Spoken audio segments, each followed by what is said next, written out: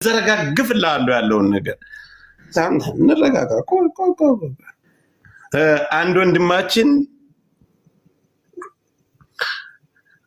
አንድ ጊዜ 1.5 ወደ 4 ሚሊዮን ብር አንድ ትልቅ አሜሪካ የሚኖር ትልቅ ድርጅት ያለው አንድ ባለሀብት ወደ 4 ሚሊዮን ብር በኢትዮጵያ ብር ረድቶታል።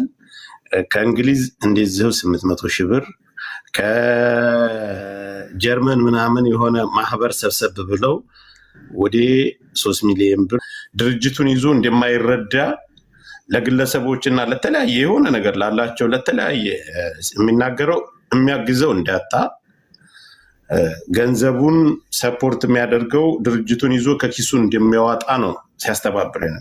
ምሳሌ ሙኒት አሁን በግሏ ይሄንን ብላለች። ሌላም ባለሀብቶች አሉ በግላቸው እስከደረሰኙ እናመጣለን። ግን ቆየ ይሄ ሰውዬ ከጠፋ ቆየ ማለት እንደ ጓደኛም ሀቢባን ጓደኛ ናት። እነ መማር በተለይ መማር እኔ ጋር ብዙም አይደለንም፣ ግን በጣም ትግባባላችሁ። እንዲህ ሰምታችሁ ዝም አላችሁ። እህቶቻችንን በእርዳታ ድርጅት ተብሎ ታጥቦ ወገናችን ሲበላ እንዴት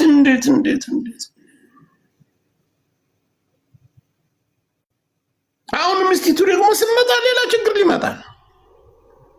ዝም ብለን ዛሬውኑ እንፈትፍተው ወይ ሰውየው ይደውሉለት ይጠራ ይፈትፈት ይጨረስ። ይሄን ነው የምለው። ወገን አንሱ የሚልታችሁ ነው።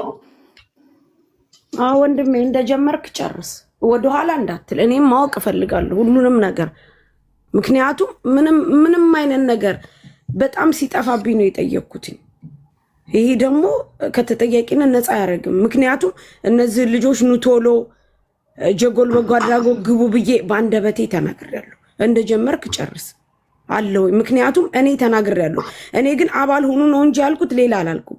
ለአባልነት መዋጮ የምታዋጣው ውጫ አዋጡ እንጂ ሌላ ብር ይሰጥ አይሰጥ ምን ዝም በይ ዝም በቃ